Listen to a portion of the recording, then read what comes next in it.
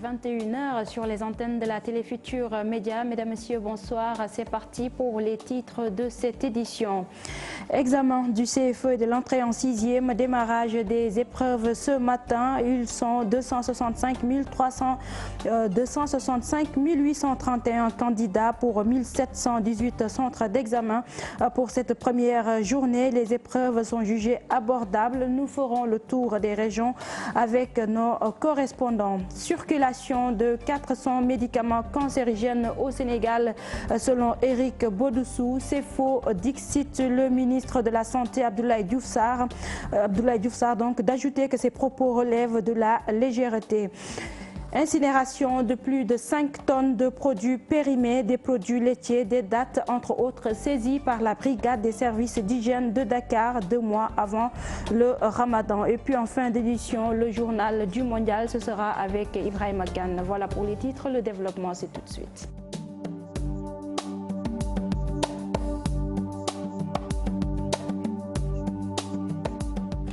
Bonsoir à tous et merci de nous recevoir chez vous. Examen du CFE et de l'entrée en 6e. Les épreuves ont démarré ce mardi au centre Aliou Samb de Ngor. Les élèves sont confiants. Les épreuves sont jugées abordables pour cette édition 2018. Retenez 265 831 candidats au niveau national. Reportage donc Aïssatou Paye. Que tu te concentres et tu lis pour mieux comprendre et genre voilà, c'est bon, c'est facile. Mais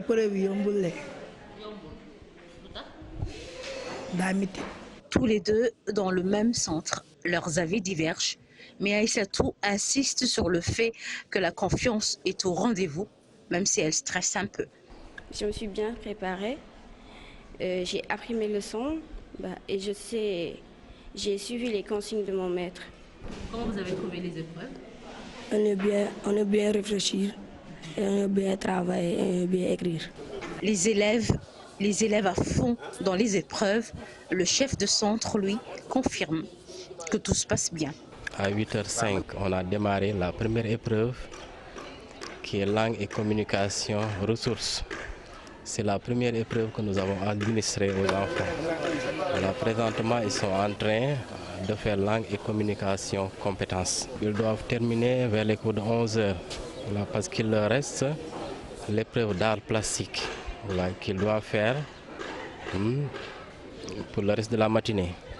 Et maintenant, revenir à partir de 15h, voilà, pour continuer les épreuves qui restent. 177 inscrits, 4 absents. Les épreuves se poursuivent jusqu'à demain. Aïssatou Paye à Thiès, ils sont 40 896 candidats. Ils ont composé à l'examen du CFE et de l'entrée en 6e. L'inspecteur d'académie, Pape Baba Sissé, a visité les différents centres d'examen de la commune où tout s'est bien déroulé. La correspondance de Charente Diop et Seylatir. On est dans la tournée pour faire le point sur les centres d'examen au niveau de l'académie de Thiès. Accompagner le sous-préfet de Thiès Nord et le sous-préfet de Thiès Sud avec l'ensemble des acteurs du système, notamment le maire, l'IF de Thiès Ville, les représentants des organisations syndicales et des parents d'élèves pour constater de visu le démarrage, n'est-ce pas, des examens du CFE au niveau de l'académie de Thiès. Donc à l'échelle de l'académie, nous avons un total de 40 896 candidats contre 42 402 l'année dernière, pour soit une baisse de 1506 candidats. Ce qui explique la baisse, c'est la réduction du nombre de candidats libres. Vous savez, avant même qu'on revoie le calendrier scolaire, on avait au niveau de l'académie fait la situation de la grève. Au niveau de l'élémentaire, il n'y avait pas trop d'impact par rapport à la grève. Véritablement donc, et les sujets qui ont été donnés sont tirés, n'est-ce pas, du programme qui a été enseigné au niveau des salles de classe. Donc c'est normal que les élèves puissent dire qu'on leur a donné ce qu'ils ont appris.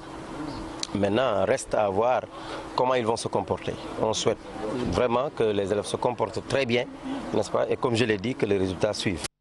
Dans la commune de Saint-Louis, ils sont 4 373 candidats pour 27 centres d'examen. La première journée s'est bien passée selon nos interlocuteurs, des élèves très optimistes malgré les grèves notées cette année. Reportage Ousseynou Diop et Habib Sek. L'examen du certificat de fin d'études élémentaires a démarré ce mardi à Saint-Louis. Dans la vieille ville, 4 373 candidats sont inscrits. Cette année encore, les filles sont plus nombreuses que les garçons. Vous le savez, cette année, nous avons au total 4 373 candidats, dont 2 368 filles et 2 500 garçons. À Saint-Louis, on compte 27 centres d'examen. À l'image des autres centres, tout s'est bien déroulé dans la première journée au centre de l'école Président Abdou Diouf. À 8 h, les épreuves ont démarré, tout s'est bien passé, tous les surveillants sont présents. Au niveau des enfants aussi, il n'y a eu aucune absence. Donc tout se passe bien, quoi. La sécurité. Voilà. Au niveau des salles de classe, on a 3 surveillants par salle. Au niveau de la sécurité aussi, les agents sont là depuis 7 h. Pour les premières épreuves de l'édition 2018 du CFE en langue et communication, il a été demandé aux candidats de raconter un événement sportif ou culturel qui a marqué leur vie. Beaucoup ont pensé à la Coupe du Monde et surtout à la première victoire du Sénégal contre la Pologne. J'ai fait quand le Sénégal jouait avec la Pologne. Le sujet, ce n'était pas difficile pour moi parce que j'ai regardé le match. Je ne sais pas le nom des footballeurs, mais les 2 bleus me plaisent beaucoup parce que c'est mon équipe et je l'aime. Ababakar Gassama a également suivi cette rencontre Sénégal-Pologne. Il a dans sa dissertation raconté cet événement sportif. J'ai compris que le Sénégal a gagné et tout le monde danse et tout le monde est content. Moi aussi, j'étais content sur la victoire. Dans la commune, 4 373 candidats sont inscrits pour le sujet de dissertation. Presque tous les élèves ont pensé à la première rencontre victorieuse des Lions, qui, bien entendu, fait l'actualité. Ousseynou Diop à Matam également, les examens du CFE et de l'entrée en 6e ont bien démarré. Cette région qui connaît un sous-effectif d'enseignants aura également subi les conséquences des mouvements de grève des syndicalistes, mais les acteurs restent optimistes. Les élèves jugent les épreuves abordables et les autorités rassurent quant à la bonne organisation de l'examen. Ali Bandelnia et Seydou Sarr pour les détails. Ils sont 5 724 candidats, dont 3 563 jeunes filles, 2 161 garçons répartis à travers les 40 centres pour le département de Matam. En dehors de quelques absences, les épreuves se sont bien déroulées dans l'ensemble et les premières sorties des salles se prononcent sur le sujet. C'était langue et communication et compétences. Comment vous avez trouvé ça? C'était difficile? Non. C'était pas difficile? Non. Vous êtes serein? Et pour le reste, je ne sais pas encore, mais je pense que ça ne va pas être difficile. Donc il n'y a que 5 élèves qui sont absents, dont 2 garçons et 3 filles. Pour les surveillants, tout le monde est là, on n'a pas enregistré d'absence. Le matériel aussi, toutes les conditions sont réunies, tout le matériel est là. Ça se passe bien, il n'y a pas de problème. Il y a des forces de sécurité qui sont là depuis ce matin pour veiller un peu à la sécurité des élèves et du centre. À travers le nombreux mouvements de grève des enseignants, l'année scolaire aura été sérieusement perturbée. Des mouvements d'humeur dans une zone qui souffre depuis du sous-effectif d'enseignants, à l'origine même de la fermeture de certaines écoles. Mais les autorités locales restent et demeurent optimistes. À chaque fois que je disais aux enseignants, il y a ce qu'on appelle le service minimum. Donc même s'il y a grève, je leur disais que les classes d'examen sont très sensibles, raison pour laquelle donc, le service minimum, ça, il fallait faire ça. Raison pour laquelle, donc, même si la grève a beaucoup impacté, mais on a recensé qu'au moins que 90% des classes de CM2 ont fonctionné durant toute l'année scolaire. En ce début d'hivernage, marqué surtout par ces vents de poussière annonçant certainement le début de pluie, les autorités administratives et académiques locales ont mobilisé toutes les ressources pour assurer le bon déroulement de cet examen. À Sédhiou, c'est plus de 4000 candidats pour 42 centres de vote. Et pour la première fois dans cette localité, tous les candidats disposent de pièces d'état civil. Abdoulaye Ning, IF de Sédhiou, s'en félicite. Je vous propose de l'écouter au micro de Bakary Conté. Nous avons au total pour le certificat 4 887 candidats, dont 2 404 filles. Et pour ceux qui font double, c'est-à-dire certificat et entrée en 6e, sont au nombre de 4 564, dont 2 929 filles. Et pour les candidats libres, ils sont au nombre de 444, dont 238 filles. Il y a une amélioration quand même, il y a une augmentation du nombre de candidats. Parce que si je ne m'abuse, on était à près de 4200 et quelques l'année passée. Voilà, là c'est un combat qu'on est en train de mener avec les autorités. Et il y a vraiment la déperdition du côté des filles, surtout entre la 4e et la 3e. C'est les mariages précoces et les grossesses précoces souvent. L'année dernière, à pareille période, on avait 183 candidats sans PEC. Pour cette année, ils étaient au nombre de 81, depuis qu'ils ont commencé à déposer les dossiers. Mais on leur demandait de régulariser au fur et à mesure, de sorte qu'aujourd'hui, on n'a aucun élève sans PEC. Tous les enfants qui composent ont leur pièce d'état civil. Bonne chance donc aux candidats du CFE et de l'entrée en 6e. Nous parlons de toute autre chose, vers une pénurie de poches de sang au centre de transfusion sanguine. Les stocks sont faibles, la demande de plus en plus forte, une situation qui inquiète le personnel du service de promotion de dons de sang. Reportage Swadou Ndiaye et Gervais Yao. Le constat est fait, les stocks de sang deviennent de plus en plus rares au niveau des centres de transfusion sanguine. Les réserves sont insuffisantes pour assurer les besoins des malades. Le stock a beaucoup baissé parce que 2 semaines après le ramadan, d'habitude on a ces difficultés, on n'a pas suffisamment de sang. Il faut le reconnaître pour les patients parce que les gens n'ont pas tendance à venir systématiquement après le ramadan pour faire leur don de sang. La demande est très forte. Donc on a besoin que les gens viennent nombreux nous en donner, tout en respectant la périodicité, c'est-à-dire tous les 3 mois pour les hommes et une fois tous les 4 mois pour les femmes. Un manque qui inquiète pour une population de 15 millions d'habitants qui a besoin de 150 000 donneurs de sang et reçoit juste 86 000. Ainsi, un plan d'urgence a été lancé pour pallier à cela. On a mis en place des stratégies, c'est-à-dire qu'on a fait appel à des gens, à des associations qui ont répondu positivement à l'appel. On a aussi, on est en train de chercher des autorisations pour faire des collectes mobiles, des collectes foraines. Et cette semaine-là aussi, on a un calendrier qui est établi. Donc on pense qu'on aura suffisamment quand même de sang si la tendance continue. Une communication qui a porté ses fruits. J'ai entendu sur Twitter que les réserves étaient presque finies et que c'était en état d'urgence, donc on devait tous venir donner du sang. J'ai déjà entendu dans les réseaux sociaux et à l'hôpital que la banque a un manque de sang. Et c'est pour cela que, bon, d'où la présence, et voilà quoi, j'essaie de donner le sang en fait, c'est pour sauver la vie. Aujourd'hui, la demande est plus forte que l'offre. Une forte mobilisation s'impose pour assurer les besoins transitionnels. Swadou Ndiaye, Santé toujours, le ministre de la Santé qui répond au professeur Éric Bodossou sur la circulation de 400 médicaments cancérigènes au Sénégal. Ce n'est pas vrai, a dit Abdoulaye Diouf Sarr. Il soutient même que ces propos du professeur relèvent de la légèreté des propos donc tenus lors de la cérémonie de lancement officiel des comités de développement sanitaire. Compte rendu de cette rencontre avec Cheikh Diop et Diafaraba. Éric Bodossou fâche le ministre de la Santé. Abdoulaye Diouf Sarr n'apprécie pas du tout la déclaration du directeur de l'ONG Prometra faisant état de la circulation de centaines de médicaments cancérigènes sur le marché. Ce que je dis, c'est que c'est faux. Heureusement que vous avez dit, on a dit. Le Sénégal est un pays très sérieux qui participe dans un dispositif global de gestion et de surveillance de la santé dans notre pays.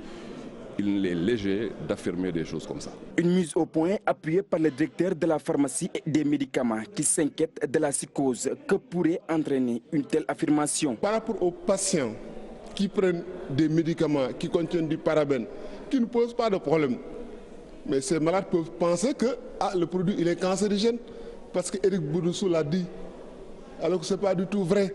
Ces patients peuvent être méfiants. Mais les laboratoires qui commercialisent ces médicaments également peuvent voir leur chiffre d'affaires chuter de manière drastique à cause de ces déclarations. Le professeur Bodossou invité à donner des preuves de ces affirmations. Des voix plus autorisées en parleront, mais nous pensons qu'on ne doit pas laisser les gens continuer à donner ce genre d'informations. Je crois que ce débat-là ne mérite pas d'être poussé. C'est un débat qui affole. Je crois que nous devons être suffisamment responsables pour ne pas brandir des choses comme ça si on n'a pas les éléments de preuve. Les autorités en charge de la santé rassurent les Sénégalais, particulièrement les malades. aucune négligence dans la distribution des médicaments.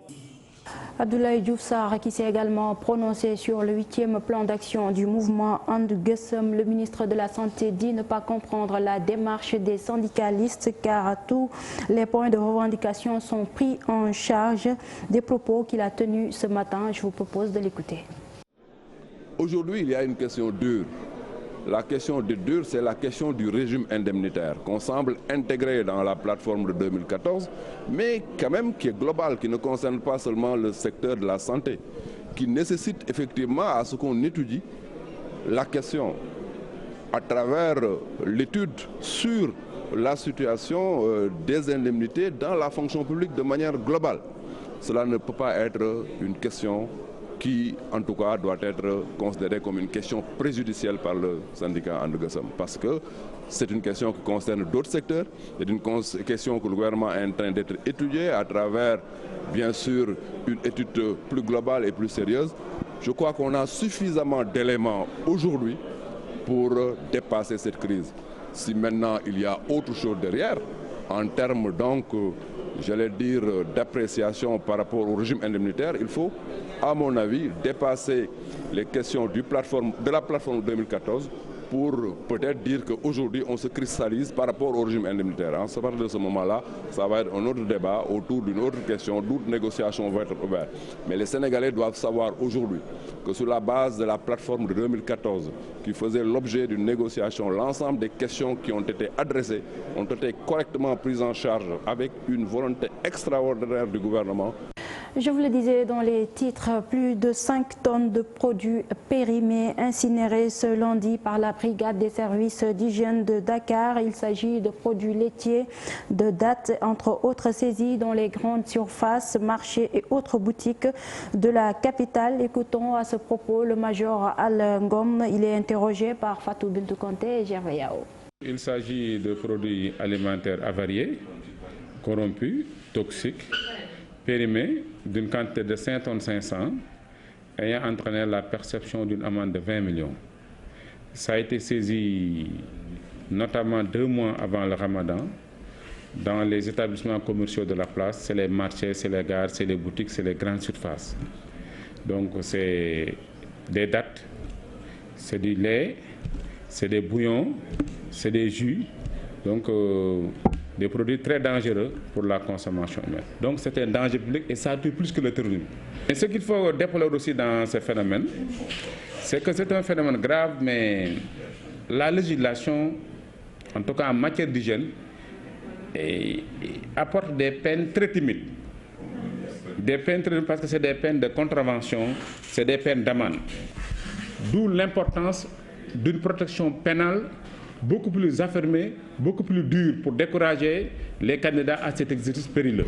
À Rufisque également, c'est plus d'1 tonne de drogue qui a été incinérée ce matin en présence du ministre de l'Intérieur, Ali Ngouille Ndiaye, que je vous propose d'écouter au micro de Ousseynou Thiam et Ahmadou Bambassan. Une opération d'incinération de la drogue qui a été saisie à Dakar. C'est une opération que nous faisons régulièrement. Je pense que la dernière à laquelle j'ai assisté date de décembre 2017.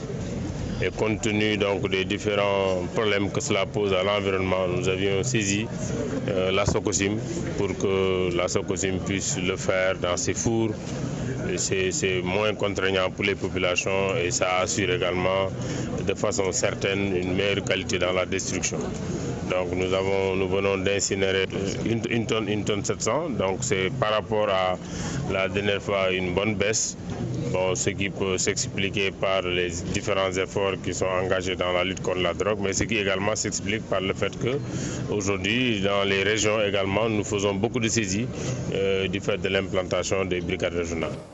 La journée internationale contre l'abus et le trafic de drogue, donc célébrée ce 26 juin. Féminisation de la drogue, une conception pour faire allusion aux femmes impliquées dans la consommation et la commercialisation de la drogue, un phénomène qui inquiète les organisations engagées dans la lutte contre la drogue. L'Association sénégalaise de lutte contre la toxicomanie féminine, la DOCRTIS, et la Fédération des ONG de lutte contre la drogue prône une nouvelle approche pour vaincre le mal par la sensibilisation. C'est le dossier du jour. Il est signé Ibou Diouf et Thierno Laurent Mendy. Quand on parle de drogue au Sénégal, la gente féminine est de plus en plus citée parmi les principaux acteurs. Une nouvelle donne qui a ses conséquences, d'où la mobilisation des acteurs dans la lutte. Nenifar a fait une étude sur la dimension féminine de la toxicomanie. Et constat est fait que 7 femmes sur 20 ces dernières années sont consommatrices, sont soit impliquées dans la consommation, soit sont affectées par la drogue, soit vivent dans des environnements à risque. C'est un problème réel qui est là et qui interpelle tous Sénégalais. Le problème de la drogue est national.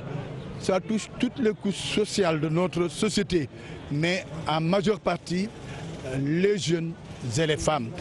Des femmes dans la consommation, dans la commercialisation et même dans la facilitation, ont fait qui est de plus en plus dénoncé par les organisations. Au début, il y avait des mules qui étaient utilisées. Les jeunes, avant on disait c'est John ou Peter dans les quartiers, mais ce n'est plus John ou Peter.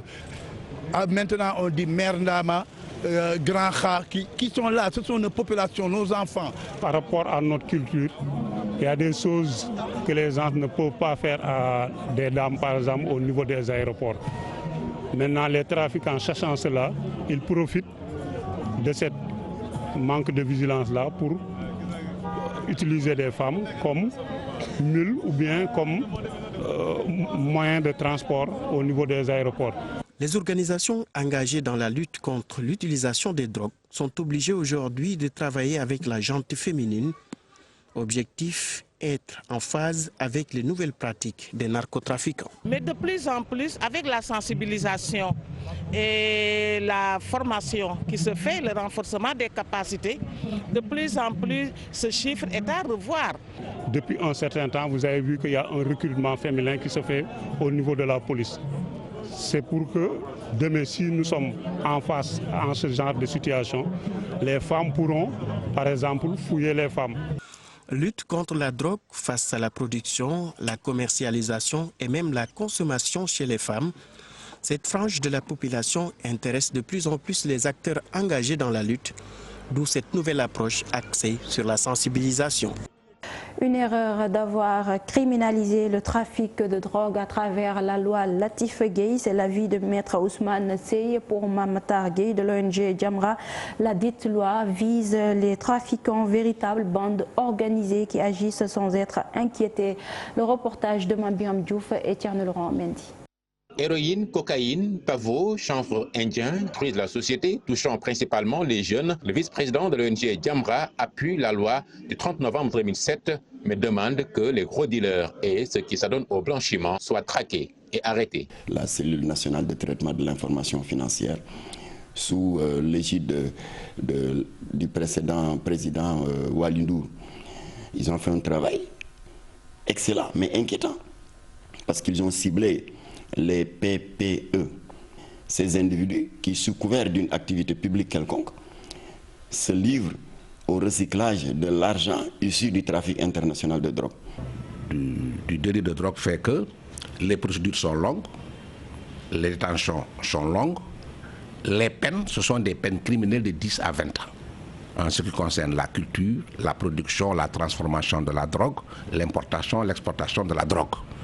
Et l'usage, c'est de 5 à 10 ans. Donc moi, je crois que le Sénégal a intérêt à revoir sa politique pénale en matière de répression de la drogue, en correctionnalisant la culture, la transformation, l'importation et l'exploitation de la drogue, ce qui fait que la répression sera plus rapide. Il demande une meilleure prise en charge des accros à la drogue. En réalité, un toxicomane, c'est un malade, un narcodépendant. Et grâce à Dieu, le Sénégal dispose d'un centre de désintoxication et de réhabilitation qui justement est disposé à accueillir ces jeunes. Mais il est bien dommage que l'État ne communique presque pas sur ça. Il y a beaucoup de familles où il y a des enfants victimes de drogue, hyper dépendants, mais les chefs de famille ne savent pas que faire. Maître Seye d'ajouter, toujours pour une meilleure réinsertion sociale. vaut mieux que ces peines soient transformées en des peines alternatives relatives à l'agriculture, à la pêche, à l'élevage, à la formation professionnelle. Et je crois que le ministère de la formation professionnelle aujourd'hui doit travailler en étroite collaboration avec le ministère de la Justice. En ce 26 juin, journée de lutte contre la drogue, les réflexions sont poussées pour sortir vainqueur du combat. L'hivernage s'annonce et le service d'hygiène de Dakar dévoile son plan d'action avec le programme Fagaro pour un budget de 60 millions de francs CFA pour des opérations pré-hivernage dans Dakar et sa banlieue. Fatou Bintou Conté et Gervais Yao ont rencontré le major Alangom des services d'hygiène. Reportage. L'hivernage approche à grands pas. Le service d'hygiène départemental de Dakar pour une meilleure amélioration du cadre de vie des populations a mis sur pied le plan Fagaro. C'est un plan qui est centré sur la prévention primaire, qui permet donc de dérouler une batterie de mesures préventives pour empêcher la naissance et le développement des maladies liées à l'hivernage, telles que les maladies diarrhéiques, telles que le paludisme ou d'autres pathologies. Les opérations vont débuter en mi-juillet avec la lutte antivectorielle et la pulvérisation spatiale. Également, on va mener la lutte antivectorielle. Parce que qui dit hivernage dit moustique, zone de captage avec les bassins de rétention. Vous avez également la zone de Anne-Maris avec ses bassins de rétention. La dépression de Niaï vers Padoua, les canaux à Chelon. Donc, cet écosystème est favorable à un développement larvaire continu. Donc, il faut des réponses continues efficaces.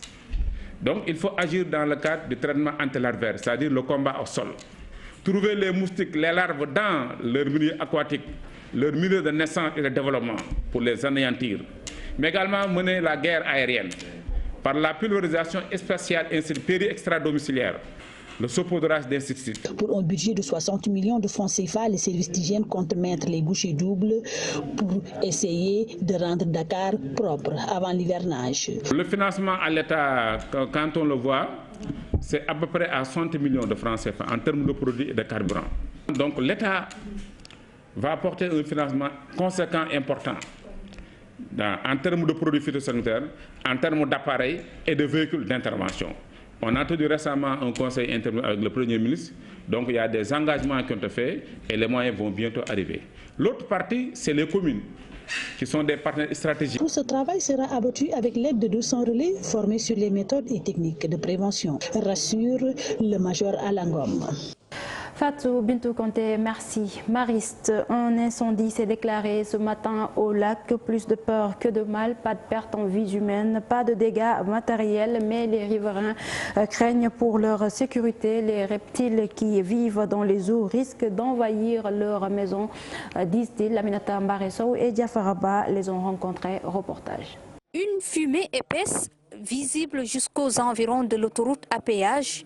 Les flammes proviennent du lac des Maristes suite à un incendie qui s'est déclaré dans la matinée du mardi. L'incendie, nous l'avons d'abord constaté depuis 7 heures. Je suis sorti à 7 heures du matin. C'était déjà pour préparer nos enfants qui doivent faire l'entrée en 6e ce matin. Il y avait déjà la fumée vers le pont. Et les sapeurs-pompiers sont présentés vers 10h, 10h30. Ils ont commencé à éteindre certainement le front. Mais l'incendie s'est déplacé. Et à un moment donné, moi-même, je me suis déplacé pour aller vers eux. Pour leur dire, bon, c'est vrai que l'incendie s'est déplacé, mais le feu a repris de l'autre côté. Le foyer est de l'autre côté, il faudrait l'éteindre avant qu'il ne reprenne encore de l'ampleur. Et c'est dans l'après-midi encore que les choses ont repris de plus belle. Les origines des flammes ne sont pas encore connues, mais un feu de ce genre s'était déjà produit sur les mêmes lieux. À mon niveau, je n'ai pas de nouvelles sur l'origine de cet incendie. Ce n'est pas la première fois que nous assistons à cet incendie. C'est au moins la 10e fois, au moins. Une route sépare le lac de ses habitations et autres établissements scolaires. En cas d'incendie, les riverains vivent sous hantise. L'année dernière déjà, en ce moment, nous avions nos élèves qui étaient à l'intérieur. Et le vent allait vers les maisons. On a eu 5 élèves qui sont tombés en syncope, asthmatiques, qu'on a dû amener à l'hôpital. Le lac, celui qui est là, il y a beaucoup de reptiles, il y a beaucoup d'animaux. Nous avons beaucoup de boas, beaucoup de lézards verts. Il y a beaucoup d'animaux qui habitent le lac. Au-delà de ces craintes, l'environnement est également menacé. Ce lac situé au Mariste constitue l'un des poumons verts de la capitale sénégalaise.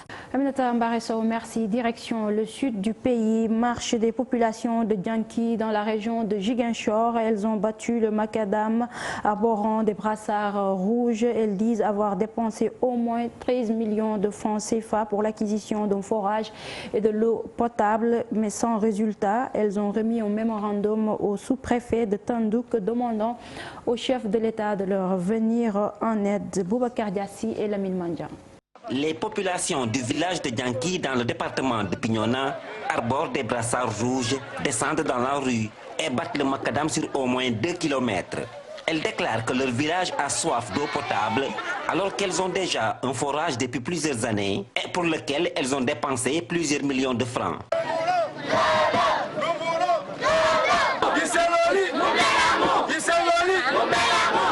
La population dans le désarroi a choisi l'opportunité du projet relatif à la fourniture d'eau potable aux populations et à l'amélioration de l'assainissement dans la commune de Kartiak. 13 320 000 francs CFA que la population de Dianké a injecté dans ce projet.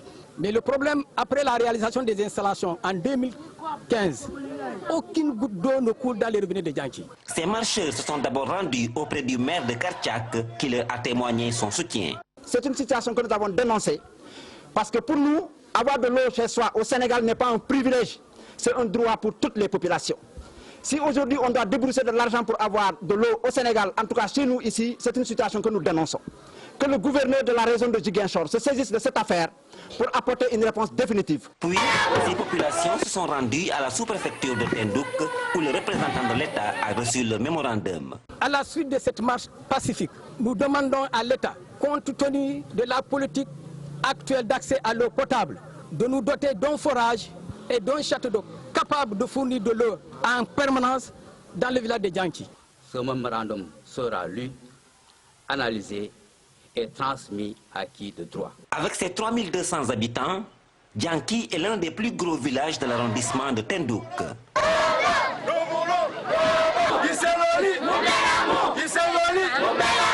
Politique à présent, présidentielle 2019, parrainage ou pas, le PUR participera à cette élection selon son coordonnateur Issa Sall qui était en tournée dans le département de Thiès. Nous allons l'écouter au micro de Charante Diop et Seyla Tire. Dans 6-7 mois vont se tenir les élections présidentielles au Sénégal. Et cette année, ces élections revêtent un cachet très particulier. On ne vous demandera pas simplement si vous êtes seulement sénégalais. On ne vous demandera pas simplement si vous n'avez pas mal avec la justice. On ne vous demandera pas simplement si vous êtes, n'est-ce pas, en règle avec vos obligations fiscales. Mais en plus, on vous demandera de vous faire parrainer par 60 000 personnes, tenez-vous bien, 60 000 personnes. C'est-à-dire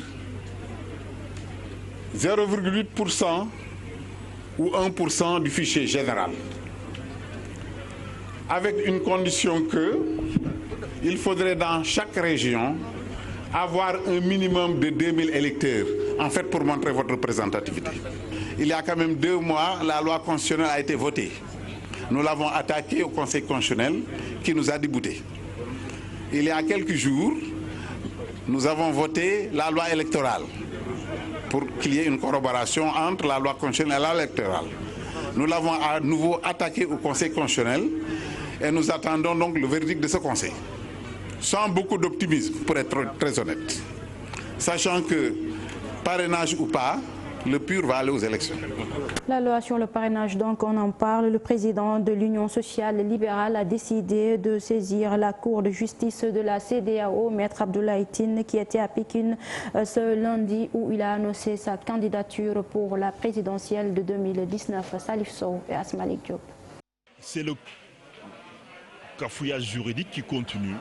Avec la loi sur le parrainage, c'était la consécration de l'attentat qui est fait à l'état de droit et à la démocratie. Mais en même temps, ils ont voté le principe et ils n'avaient pas de modalité d'application. encore pire, c'est qu'ils ont vu qu'ils se sont trompés. Et que vu comme ils étaient partis, ils n'allaient jamais pouvoir voter une loi qui allait permettre d'appliquer cette mesure. Donc, du coup, ils ont fait marche arrière. C'est le motif apparent. Le motif caché, c'est que la loi sur le parrainage vise à surmonter un obstacle parce qu'ils savent aujourd'hui qu'ils ont désormais perdu irrémédiablement l'adhésion de la population sénégalaise.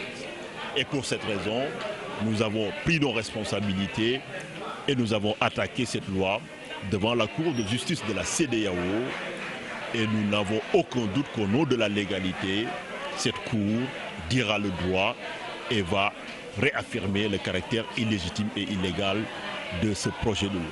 L'association G1000 au secours d'un centre pour déficients intellectuels, le groupe composé de femmes compte organiser un événement culturel ce week-end à Dakar. Les fonds seront reversés au centre qui traverse en ce moment de nombreuses difficultés. Madjiguène Touré, présidente de l'association, est au micro de Fatidien et Modou Diop. G1000, voilà, c'est un groupe de femmes qui est créé depuis 27 ans maintenant, qui s'occupe que de la femme et de l'enfant démuni. C'est un centre d'éducation et de formation pour déficients intellectuels. Voyez, alors donc ils ont vraiment besoin d'aide, c'est pour cela que G1000 fait tout pour essayer de les venir en aide en fait. Et les recettes bien entendu reversées au centre, voyez, comme on a toujours fait à chaque fois qu'on organise ce genre d'événement. C'est un appel de fonds que nous faisons pour aider les enfants qui sont atteints de cancer, de l'hôpital d'Antec, de l'hôpital de Fann. On l'a toujours fait à chaque 2 ans, c'est ce que nous organisons. Et cette année, c'est destiné au centre CEFDI. Cette brève donc, avant de boucler cette édition, la Cour suprême des États-Unis a validé ce mardi le décret anti-immigration de Donald Trump.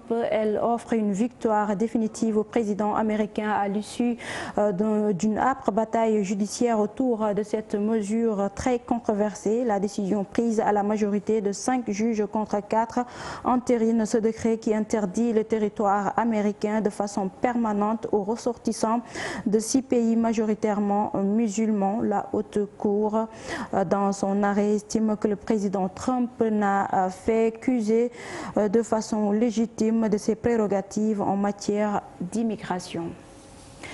Et puis, la Fédération sénégalaise de la diaspora s'apprête à accueillir les Sénégalais de l'extérieur pour ces journées culturelles. La Fédération s'inquiète dès lors du silence des autorités sénégalaises alors que la ville de Nantes a mis tous les moyens pour le bon déroulement de cet événement. Le musée d'histoire naturelle sera mis à la disposition du parrain qui est le chef de l'État, le président Macky Sall. Donc, les organisateurs dénoncent la sourde oreille des autorités à Paris où nous retrouvons notre confrère Ibrahima Kamara. Si l'élément est en place, nous allons le... Ibrahima Kamara. Plat dans les grands pour accueillir les Sénégalais de la diaspora. Le parrain, comme chaque année, est le chef de l'État sénégalais. Mais les organisateurs ne savent pas encore à quel sens se vouer. Et naturellement, la mairie nous a octroyé ce cadre eu égard à notre parrain président qui est géologue. Et vous voyez bien que cette salle est complètement dédiée à la géologie.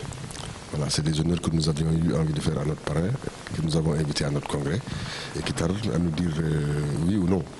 Mais il reste notre parrain du congrès quand même. C'est bien dommage qu'à 4 jours du congrès, on n'ait pas de nouvelles de notre président parrain. Le maire de Nantes s'est inspiré à ce musée d'histoire naturelle pour dérouler le tapis rouge au président Macky Sall. Aujourd'hui, la ville... C'est la fin de cette édition. Merci de l'avoir suivi. Prochain rendez-vous d'information dans quelques minutes avec Ibrahima Kane dans le journal du Mondial. Quant à moi, je vous retrouve demain. Bonne soirée à tous.